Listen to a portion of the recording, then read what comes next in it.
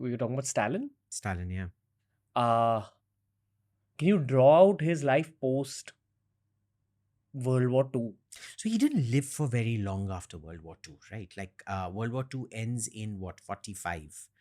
And by 52, he's dead. Hmm. Um, and his bloodlust never let up because he realized the only way of controlling was through sheer terror. And for him, the more industrialized and technology you had, the better his ability to control.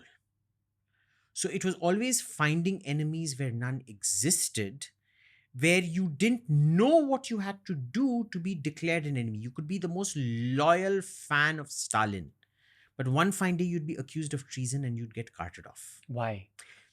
Because at that point, no, everybody's shit scared. They're too scared to think of any plot to replace him, and you just can't replace him. Have you been to Russia? Yeah, several times.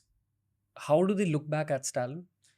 Right now, a very mixed uh, take.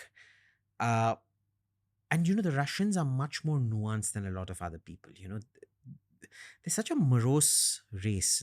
They take a great deal of pleasure in suffering. I've never seen. I mean, have you read Turgenev and No. Dostoevsky and all of that? It's so Melancholic? bleak and death and dying and misery. I don't think I've come across a country more dedicated to mental BDSM than the Russians. Mental BDSM. Yeah, it's like Like talking about all this self-suffering, suffering within yeah. history. It's Gotcha. like they love suffering, Hmm. right? I don't know why. It's in their national character, I guess. But for them, Stalin is such a mixed character because of that. They recognize that some good came of it. I mean, there's not a single Russian who will tell you they could have won the war without Stalin being in charge of it. Hmm. At the same time, they also recognize he was an absolutely horrible human being who caused a lot of long term harm to Russia. Uh, there wasn't a single member, there isn't a single Russian family who didn't lose a family member during Stalin's purges. Not one. Not one family.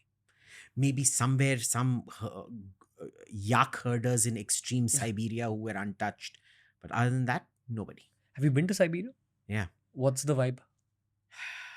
Bleak. Bleak, freezing.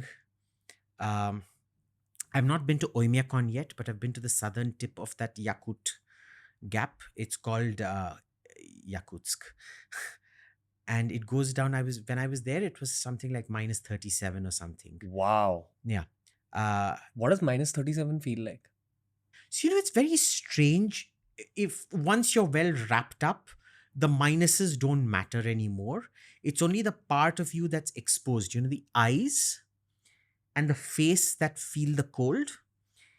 And there you have to wear goggles because, the moisture in your eyes will freeze and you'll get frostbite in your eyes. And you wear a mask much before COVID and all that started because your breath warms up the rest of your face. And how there were herders out there, the original Yakut people who have been nomadic cattle herders for the longest time. You never understand how people manage to live in that, but they do. Um, but yeah, it's exciting. I've never been to Oymyakon. I want to go to Oymyakon. But is the energy of the land sad? It's unforgiving. Brutal. It's brutal. Hmm. And I think that adds a lot to the Russian character. That, you have no natural defenses other than the cold. And so you've got to be extremely brutal to survive out there. Bane's dialogue from Batman, I was born in the dark. Like That's how I look at basically. Russians. Yeah. They're born in such a brutal land. But it also leads to great beauty. A Russian can outdrink you. He or she can have a lot more fun than you can. They have a great tradition of music and literature, great architecture. But for all that greatness, there's also a very deep, dark side to it. in almost all the people's minds. Not necessarily. Like, there's these soft urban Russians now since the 60s when life wasn't so brutal anymore and the Stalinist repression had ended. Uh, but you do get hints of it. Yeah, I mean, I'm pretty sure Putin has studied all these people in and out. I'm sure he has. But do you think that's the case with every world leader? Do you think even Modi's cabinet, Trump's cabinet, everyone is constantly studying recent world history? No? Yeah.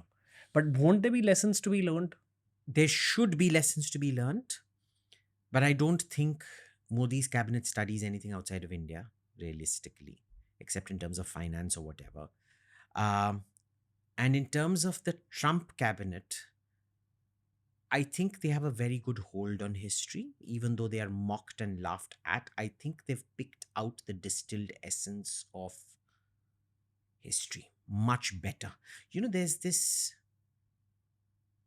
academic derision of people who are not validated by academia. What do you actually know? I know so much more than you because I've written 20 academic papers, peer-reviewed journal papers. And this is the classic, it's the emperor has no clothes. It took the stupid little boy to call out the emperor's stupidity when all the scholars in court were pretending that the emperor had clothes. Sometimes you don't need that much. And this is again that Salazar versus the failed economics professor versus the semi-literate general who did economics much better than the economics professor. Right? It's like that. Perhaps what you truly need in order to stay in power for a very long time is brutality along with street smarts. There's no one way. And see, this is the thing. This is how the left captures you. They want you to think that there is a template. There is one way of doing things. There is none. There's 100 different ways you can become a dictator. There's 100 different things you can do once you become a dictator. So Lee Kuan Yew was horrible in the initial stages, but after that, he used violence very sparingly.